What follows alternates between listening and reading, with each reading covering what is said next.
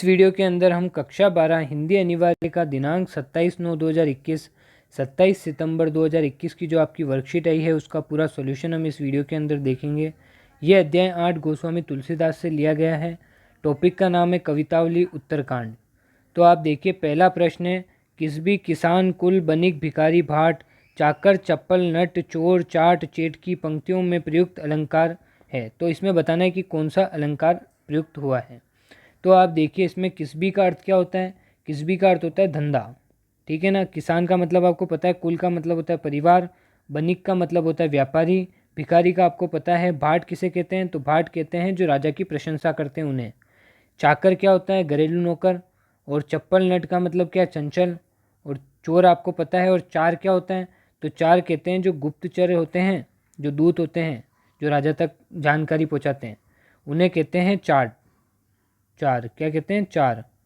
अब ये देखिए आप, चेटकी, चेटकी किसे कहते हैं, तो चेटकी कहते हैं बाजीगर को। किसे कहते हैं, बाजीगर को। अब आप देखिए इसमें कौन सा अलंकार है, तो इन सब में अनुप्रास अलंकार है। अनुप्रास अलंकार कब होता है, जब एक ही वर्ण की आवृत्ति बार बार हो। जब वर्ण की आवृत्ति होती है तो उसे क्या कहते हैं, अनुप्रास अलंकार कहते हैं। अब जैसे आप देखिए, इसमें क वर्ण की आवृत्ति हुई है। इसमें क्या हुई, क वर्ण की आवृत्ति हुई। इसमें भ वर्ण की आवृत्ति हुई है। इसमें च वर्ण की आवृत्ति आपको दिख रही होगी सब में। तो यहाँ पे क्या है, अनुप्रास अलंकार। इन सब में कौन सा अलंकार है, अनुप्रास अलंकार है। और अगर आपको अलंकार पर एक डेडिकेटेड वीडियो चाहिए तो आप कमेंट कर दें। तो जितने भी मोस्ट इंपॉर्टेंट अलंकार हैं, मोस्ट इंपॉर्टेंट जितने भी अलंकार हैं, उनकी हम एक ही वीडियो के अंदर ट्रिक के साथ आपको बता देंगे। विथ ट्रिक हम आपको एक्सप्लेन कर देंगे। बस आप कमेंट करके बता दें कि अगर आपको इस पर वीडियो चाहिए तो।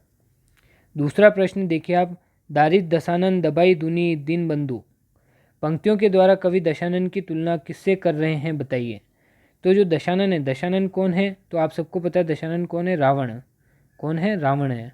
तो जो रावण है उनकी तुलना किससे की जा रही, तो उनकी तुलना की जा रही है दरिंद्रता से। किससे, दरिंद्रता से।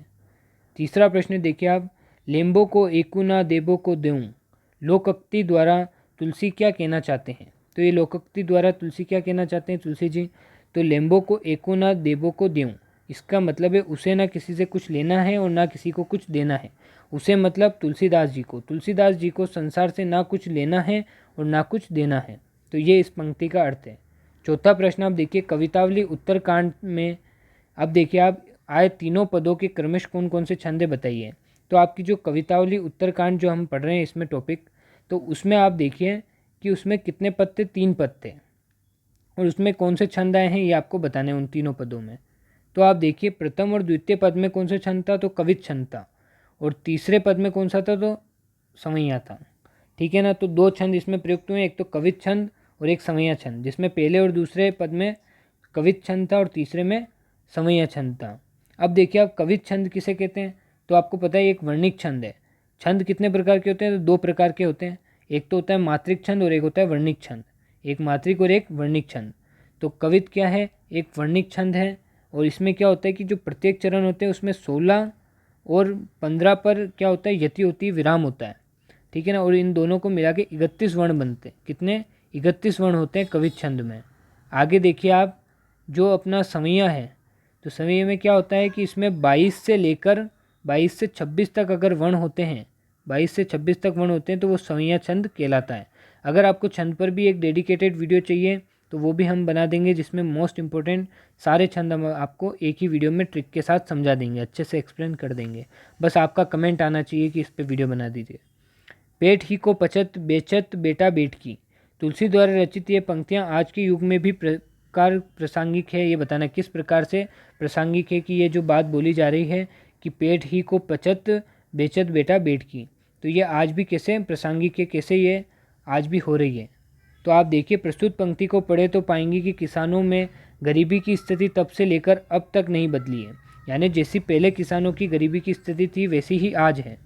तो देखिए, पहले भी किसान प्रकृति की मार से बेबस था, आज भी प्रकृति की मार से बेबस है। किसान कितनी भी मेहनत कर ले, उसकी मेहनत प्रकृति पर निर्भर करती है।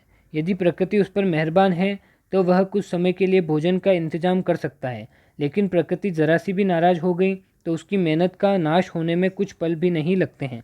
इस कारण उसे महाजन या सरकार से कोई कर्ज उठाना पड़ता है। यदि कर्ज ले लिया तो ये तय है कि उसका सर्वनाश निश्चित है।